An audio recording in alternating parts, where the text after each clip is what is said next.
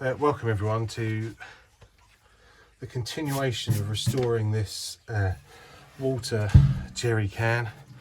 As you can see, it's now got a coat of green paint on it, and to remind you, it was simple colour, khaki semi matte 1944, and it's gone onto the jerry can quite nicely without any major issues. The next phase is to put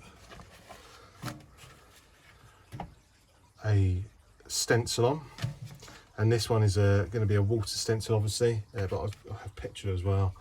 And I've got these from Axholme signs, based in the UK, and yeah, we'll go through the process of popping it on and spraying it up. So, oh, bash the camera. It's just a matter of peeling it off.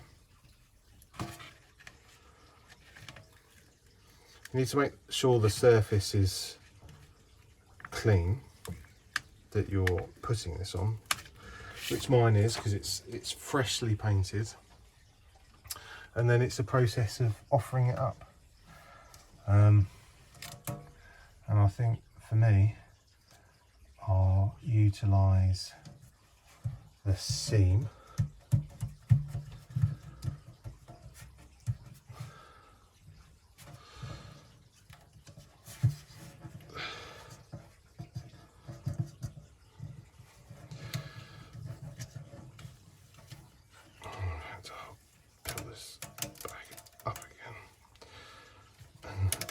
I want to centralise it a little bit better.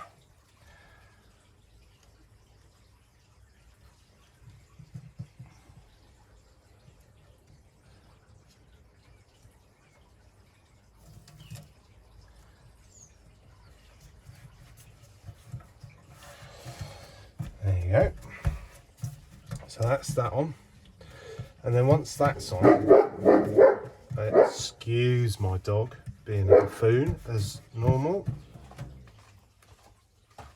We then need to go through the process of masking this area off so it doesn't get contaminated.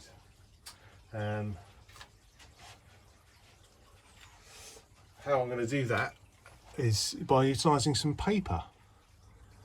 So I'll be using paper and some masking tape to mask the area off. And the thing I'll say about spray painting is, no matter how hard you try, paint will get somewhere. So it's really important that you mask more than you think you need to avoid that from happening.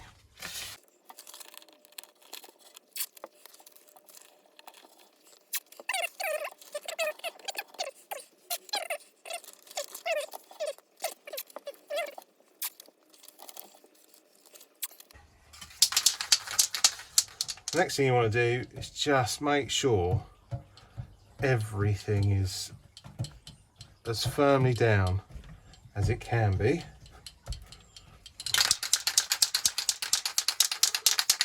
Take your can, and I'm just using Halford's white primer.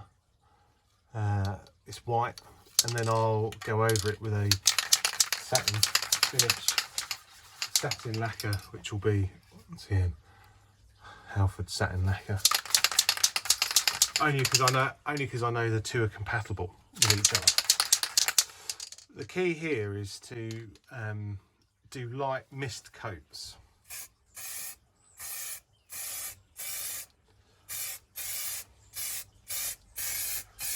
And try and spray straight down. That's the first coat, and then I'll do subsequent coats when they dry. A few moments later. Coat number 2.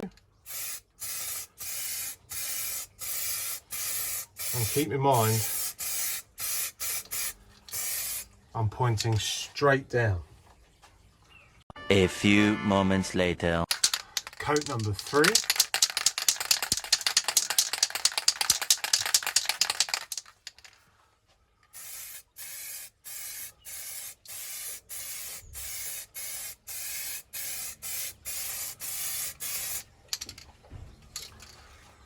A few moments later. And this will be coat number 4.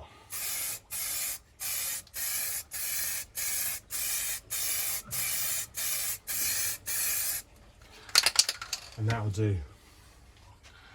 If you're careful, you can start peeling all the paper off.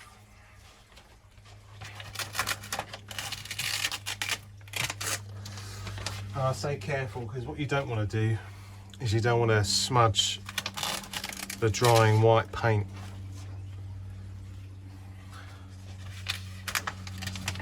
Equally, you don't want to remove this when it's dry because it will flake and peel.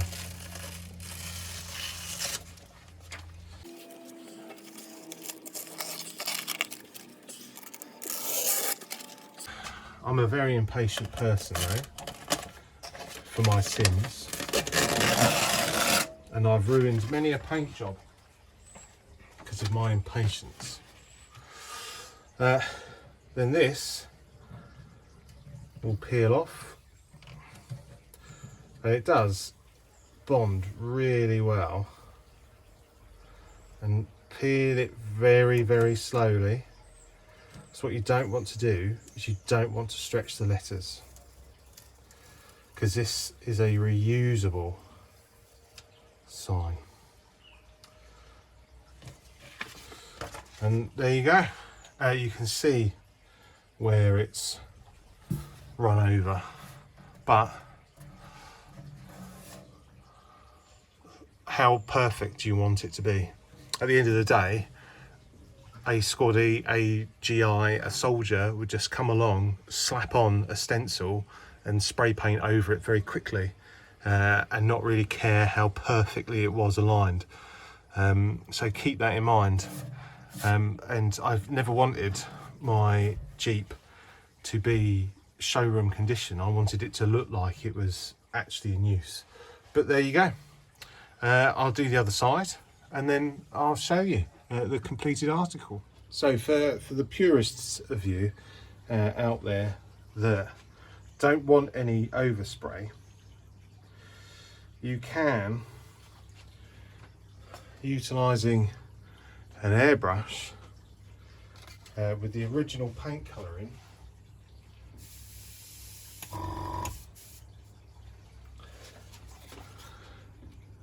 and angling the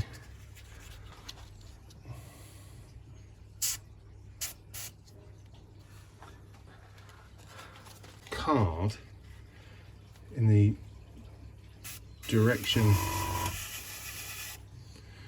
and you can see that you can blend away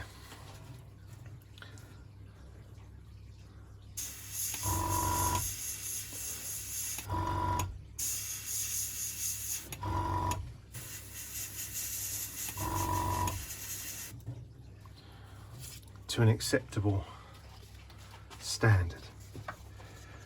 Just be careful that you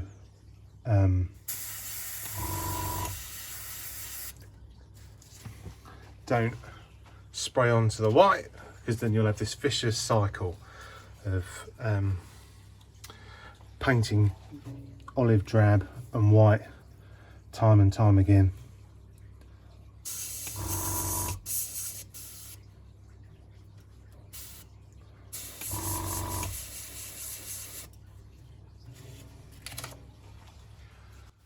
You'll note on the stencil there are some jagged edges. That's where the stencil was removed too late and the white flakes have appeared. All you need to do is get some 3000 grit sandpaper and gently rub over that, and that'll all disappear.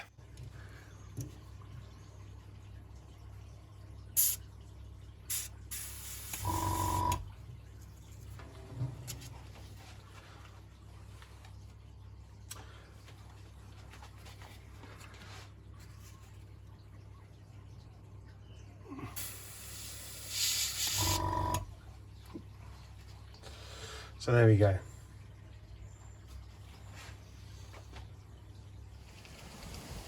So here's the finished article. It's a really sunny day, can't complain, so I do apologise if you're struggling to see, but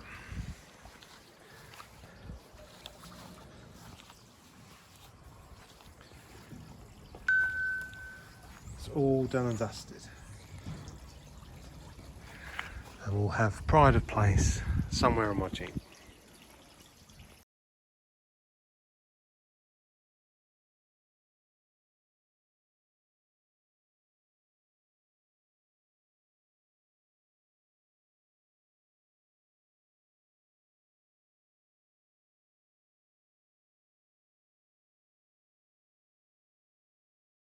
If you enjoyed the content, please like, share, subscribe and comment, and I'll see you later.